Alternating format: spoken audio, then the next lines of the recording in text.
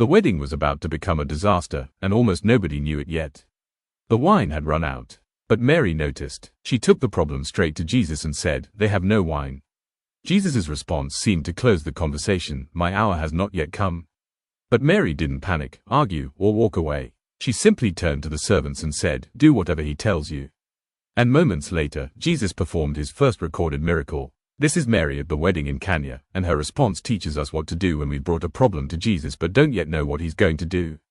If this kind of biblical teaching speaks to your faith, hit subscribe so you never miss an episode of the Bible Character Series.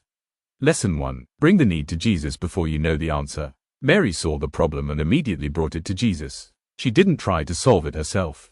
She didn't wait until the situation became a public disaster. She simply said, "They have no wine." Sometimes intercession is as simple as noticing what is missing and taking it to the one who can do something about it.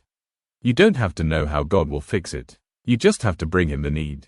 Lesson 2. Trust Jesus even when his response doesn't make sense yet. Jesus' answer wasn't what Mary expected. But notice what she did next. She didn't demand an explanation. She didn't tell him what he should do. She trusted him enough to turn to the servants and say, "Do whatever he tells you."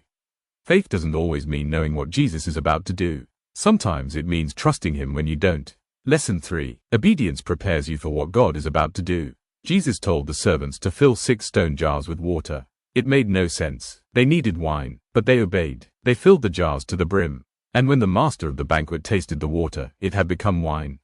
The servants didn't understand the miracle before they obeyed the instruction. Lesson 4. Mary shows us what intercession looks like. She noticed the need. She brought it to Jesus. She trusted him when she didn't understand his response. And she positioned others to obey him.